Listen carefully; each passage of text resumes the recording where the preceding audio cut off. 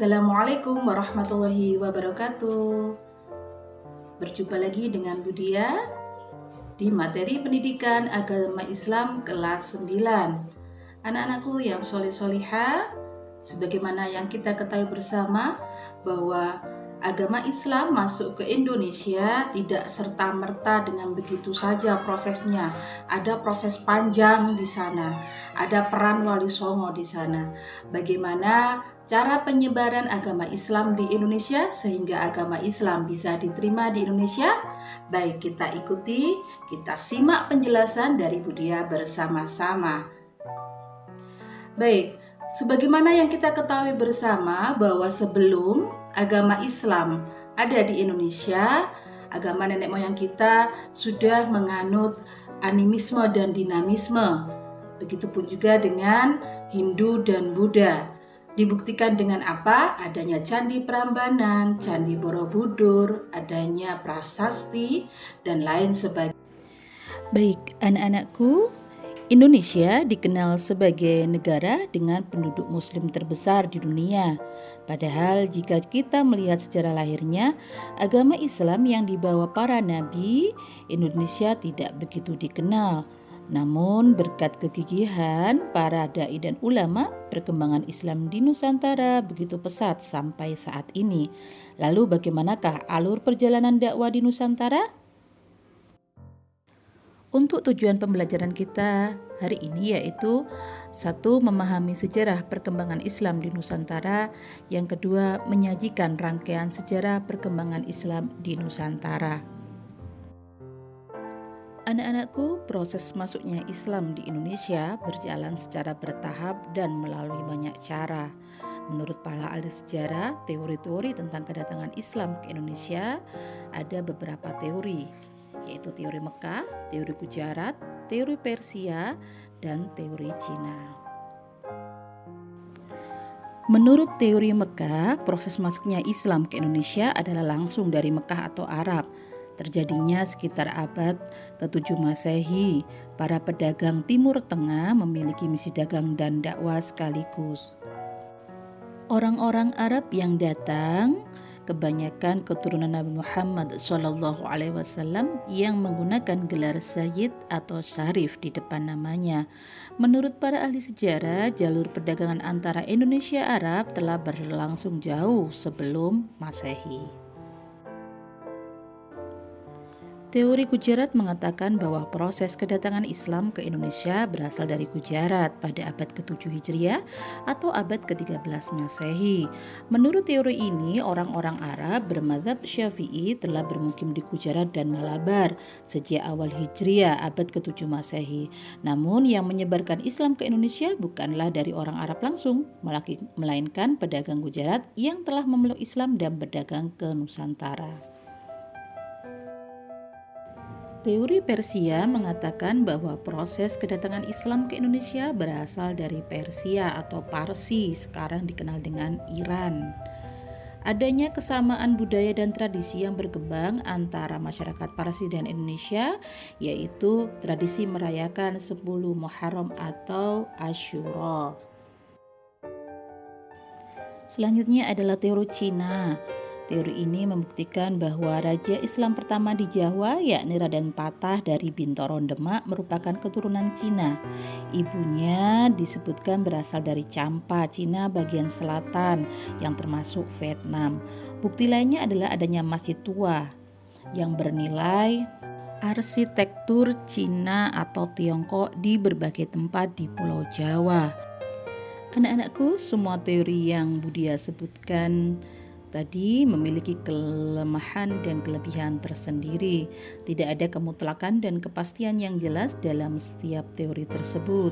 Semua teori yang Budia sebutkan semakin memperkaya khazanah keilmuan tentang sejarah Islam di Nusantara khususnya. Ajaran agama Islam berkembang di Indonesia disebarkan oleh berbagai golongan, yakni para pedagang, mubalik, sufi, dan para wali. Para wali menyebarkan Islam di Nusantara, khususnya di Tanah Jawa.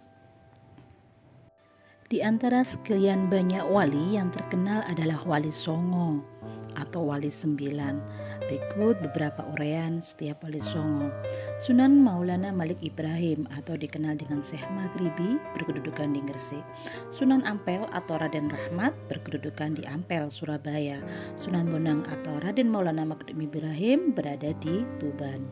Sedangkan Sunan Giri atau Prabu Satmata atau Sultan Abdul Fakih yang semula bernama Raden Paku berkedudukan di Bukit Giri dekat Gresik. Sunan Derajat atau Syarifuddin putra dari Sunan Ampel dan berkedudukan di Derajat Sedayu, Surabaya. Adapun Sunan Bonang dan Sunan Derajat merupakan putra dari Sunan Ampel.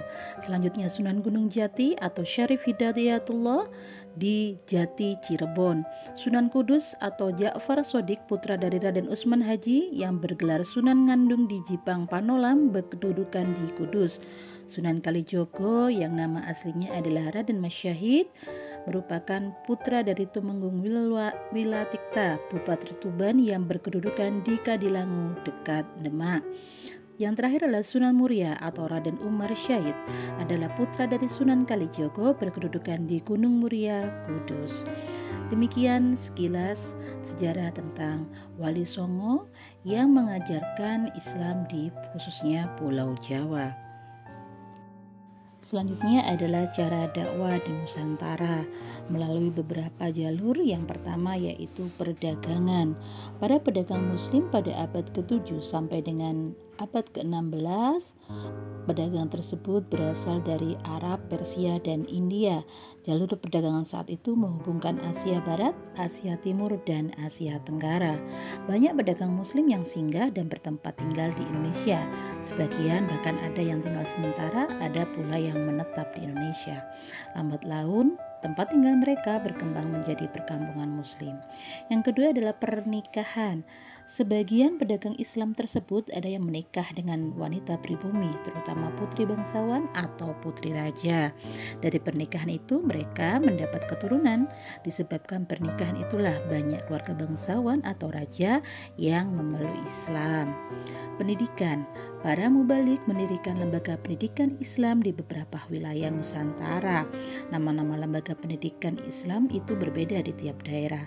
Misalnya di Aceh dikenal dengan nama Meunasa, kalau di Jawa dikenal dengan pondok pesantren. Selanjutnya yang keempat adalah hubungan sosial. Para mubalik yang menyebarkan Islam di Nusantara pandai dalam menjalin hubungan sosial dengan masyarakat. Mereka yang telah tinggal menetap di Nusantara aktif membaur dengan masyarakat melalui kegiatan-kegiatan sosial. Sikap mereka yang santun serta memiliki kebersihan jasmani dan rohani, memiliki kepedulian yang tinggi serta dermawan. Silaturahim serta suka bekerja sama dengan penduduk Nusantara tujuannya agar menarik simpati agar masuk Islam. Pada kesempatan tertentu, mereka menyampaikan ajaran Islam dengan cara yang bijaksana, tidak memaksa dan tidak pula merendahkan. Yang terakhir adalah kesenian. Sebelum Islam datang, kesenian dan kebudayaan Hindu-Buddha telah mengakar kuat di tengah-tengah masyarakat. Kesenian tersebut tidak dihilangkan, tetapi justru digunakan sebagai sarana dakwah. Cabang-cabang seni yang dikembangkan antara lain seperti pertunjukan wayang. Mereka tidak pernah meminta upah untuk menggelar pertunjukan.